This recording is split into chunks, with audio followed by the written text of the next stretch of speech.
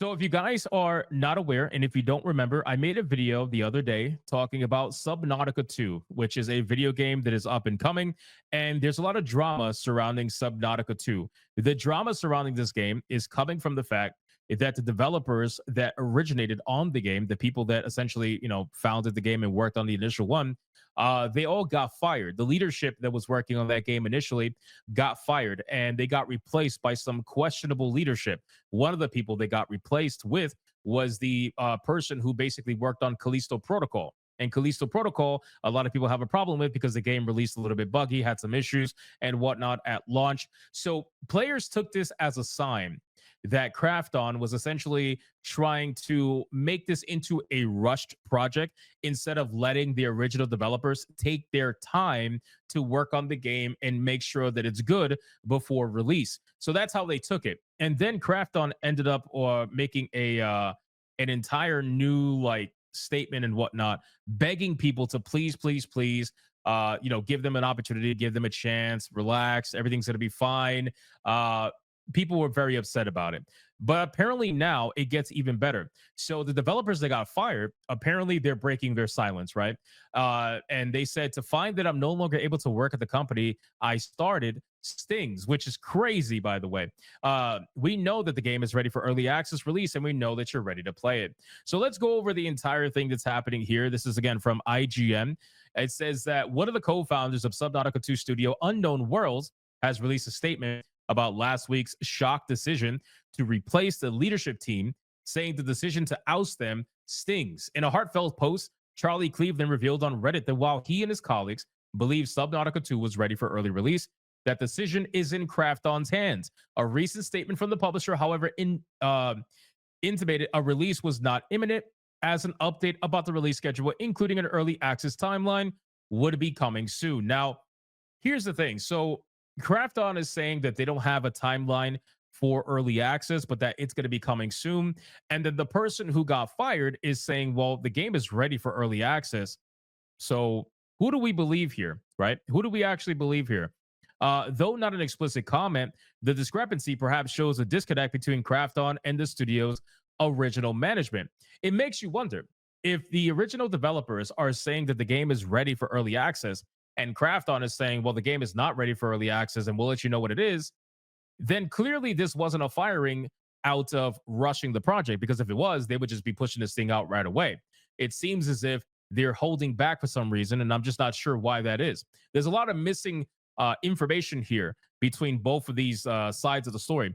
Krafton's statement also addressed other community concerns, such as potential introduction of microtransactions, writing nothing has changed with how the game is structured. It will remain a single player first person experience with optional cooperative multiplayer, no subscriptions, no loot boxes, no battle pass, no microtransactions. Krafton acquired Unknown Worlds in 2021 and at the time said the Subnautica studio would continue to operate as an independent outfit. Well, looks like that's not the case anymore. Last week, however, former Striking Distance CEO Steve joined Subnautica 2 developer Unknown Worlds as CEO. The shock announcement confirmed that the previous leadership, Ted Gill, Charlie Cleveland, and Max McGuire, were replaced effective immediately. So, guys, keep in mind, right? This is one of those things where it wasn't just one person that was replaced. This was absolutely a targeted hit, right? They replaced not one, not two, but three people. And they replaced three people that were original people on the first game. These are people that have been around on the projects for a long, long, long time. They probably have some of the longest history out of anybody at those studios. And they targeted these three particular people for a reason, one of which is obviously one of the biggest people up there, which is the CEO. Cleveland didn't explain what led to the team being removed. Of course they won't. Nor commented on Papalti's appointment as CEO. He says, you can see why for Max, Ted, and myself and the Unknown Worlds team, and for our community, the events of this week have been quite a shock. Cleveland wrote on Reddit, we know that the game is ready for early access release, and we know that you're ready to play it. And while we thought this was going to be our decision to make, at least for now, that decision is in Krafton's hands. After all these years, to find that I'm no longer able to work at the company I started stings.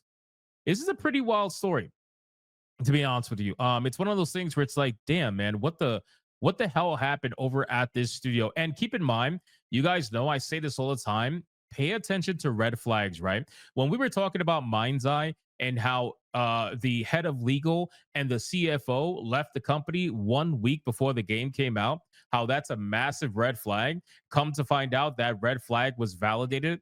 We need to start paying attention to pretty big red flags like this. And I feel like this is a huge, huge red flag. If they are firing the people who worked on the game for many, many, many years, who worked on the original game for many years, if they're firing the three head people at the studio just a little bit before early access, something is wrong here. I don't know what that is. It could be a hostile takeover. It could be some. I don't know what it is. I really don't. All I know is this is a red flag. It's on the field. Pay attention to it. He says, I want you to know that whatever happens to the founders, to the team, and to the game, our priority is and has always been to make the best damn game we can for the best community in the world. With your gorge plushies and your hand drawn fish fan art, and yes, your hard earned dollars, you've supported us in every way, in every season, cold and warm since Half Life modding was even a thing. So at this point, guys, we're going to keep following up with this story. Subnautica 2, things are looking very strange. Things are heating up. Why were they ousted? I have no idea. Nobody knows. Nobody's saying anything. They're not saying anything. And when they were fired, they were probably told not to say anything.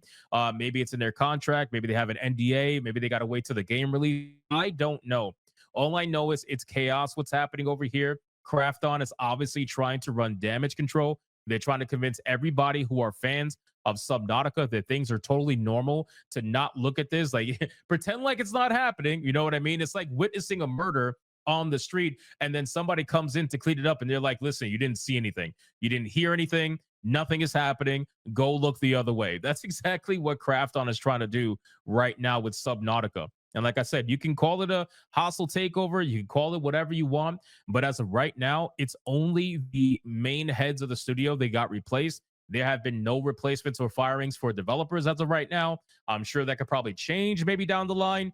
But it seems like there was a deal that was struck between the people who came in and Krafton. Maybe they have experience with them. I'm not really sure. There's a lot of questions that remain unanswered, and this is something that we're going to have to continue to follow up on because we're just not going to have all the answers right now. That's the problem with stories like this, right? More and more information comes out little by little, especially when things start to get leaked, and that's what I'm looking forward to. It's only a matter of time before somebody within the studio starts to leak information either to the press or to YouTubers or whatever. And that's where we're going to find out the truth as to what's happening right now with Subnautica. So if you're a fan of Subnautica, you can let me know in the comments of this video. I mean, what are you thinking? Do you think this is a red flag? Do you think everything is fine and normal? Do you trust Krafton? Are you going to give them a chance? You can let me know in the comments whether you believe them or you don't. I obviously don't, but that's neither here nor there. Let me know what you think. Like the video, and if you enjoyed it, consider leaving a subscribe, and I'll see you guys on the next one.